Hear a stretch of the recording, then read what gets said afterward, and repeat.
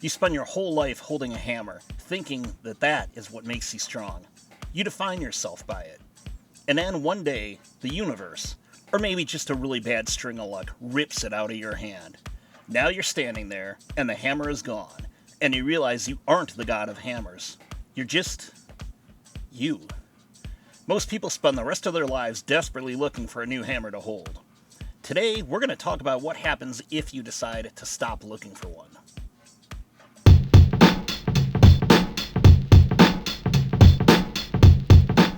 Look, if you're looking for some guy in a cheap suit at a Ramada conference room to tell you how to manifest your greatness through a series of morning affirmations, you're in the wrong place.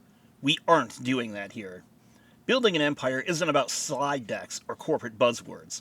It's about the isolation you feel when you finally decide to walk your own path and the grit it takes to survive the terrain once the world stops holding your hand.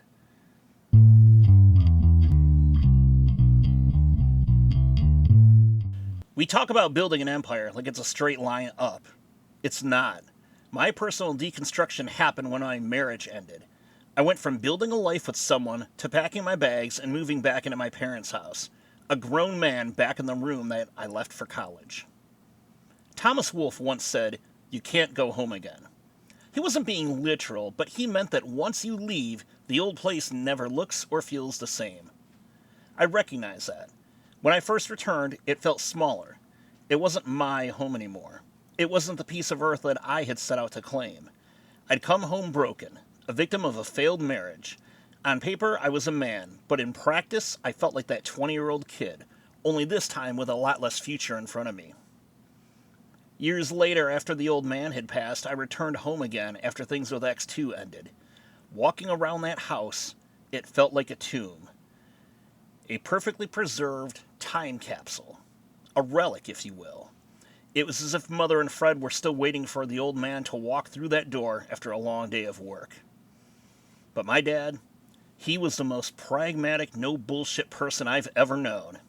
I have 2 stories about him that'll define that. On my wedding day, I was a bundle of nerves. My dad talked me off the ledge. He just looked at me and he said, "Rob, what you and X1 do today isn't going to change your everyday life at all. You've already been living together for years. You're just going to go up there, say a few words, and light a candle, just like every other wedding that we have ever shot." He was right. We changed our names. Well, she changed her last name, she took my name, and our tax status, but we were still just us. The second story is when we got into one of those conversations about final resting places. You know, those awkward conversations you have where you start talking about what you're going to do when one of the family members dies. I remember it was me, Mother, the old man, and Fred were sitting around having this conversation. At one point, Dad just shrugged and said, "If you guys want to bury me somewhere where I don't want to be, it's not like I'm going to be in much of a position where I can complain." That was the old man. He had a way of melting the bullshit away just to get to the core fact of the matter. Standing in that house, I realized I had to do the same. I had been living in a tomb, not just of my past, but of the version of myself that I thought I had to be.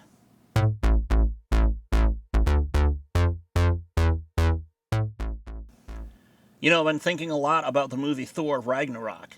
People argue that it's the most popular Thor movie because it's lighthearted.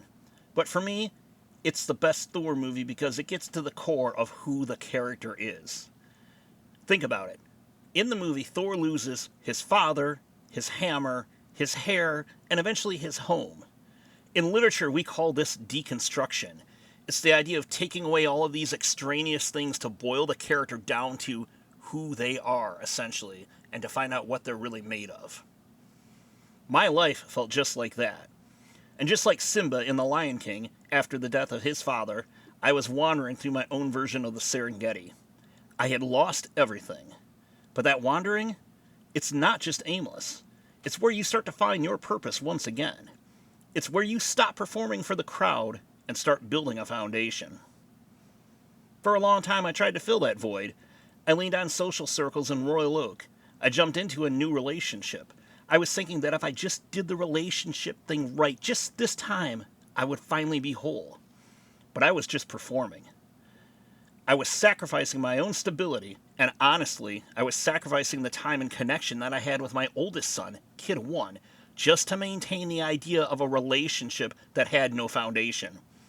I was in love with the idea of a relationship more than I was in love with the actual person. The moment I realized that, the moment I stopped performing, that's when the construction actually started.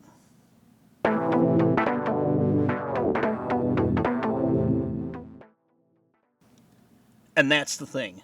People think you're aimless when you're alone. But being in this phase of my life isn't about wandering. It's about setting up shop. I'm working steadily, I'm looking at my career, I'm about to go back to school to advance in my career, and I'm finding out that I am more okay than I have ever been. And this whole newfound career path, or career advancement, if you will, it wasn't some grand sweeping plan. It was a Chick-fil-A order. My principal had forgotten to place it for a senior event, and I was standing in a Walmart parking lot, realizing that she was way out of her depth. And it hit me. The same way that Jules describes it in Pulp Fiction when he says, I had a moment that alcoholics refer to as a moment of clarity.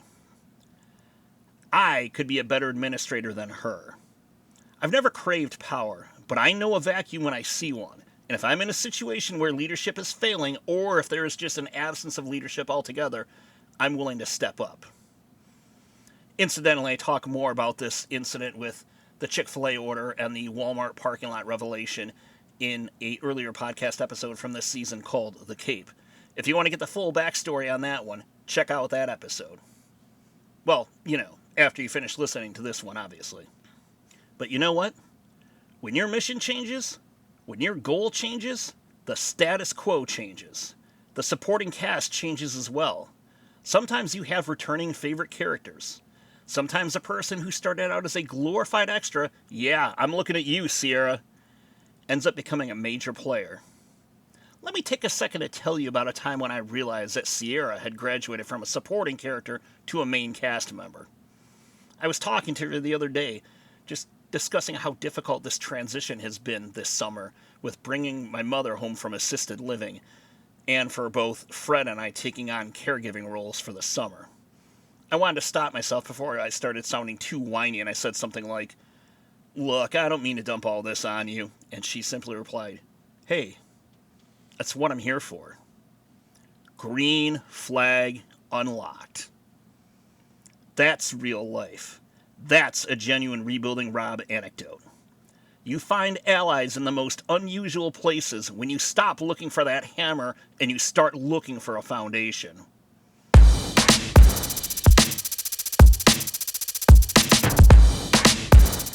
People ask me, Rob, when is the Empire going to be finished? And the truth is, I hope it's never finished. Because the moment you think you've arrived is the moment you stop building. And right now, I'm in the middle of it. I'm not the guy with all the answers. I'm just the guy who decided that I'm going to build this thing on my own terms. Stop looking for the new hammer. Just like Thor, your power was never in the hammer, it was within you all along. An empire isn't about how much land you own or how many people know your name.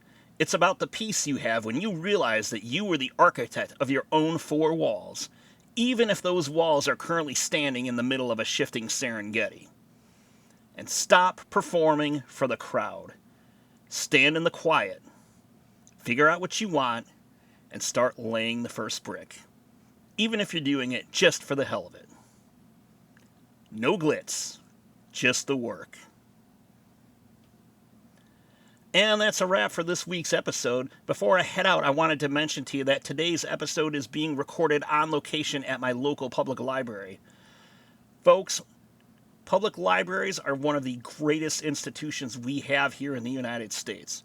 Regardless of where you live, you likely have one nearby, funded by your own tax dollars and waiting to be used by you. So do yourself a favor. Go get lost in the stacks for a little while. Go check out a book, or check out a movie, or reserve a study room like I did today. You have access to a wealth of knowledge, essentially a college-level education, completely free of charge. Take advantage of it. Thank you.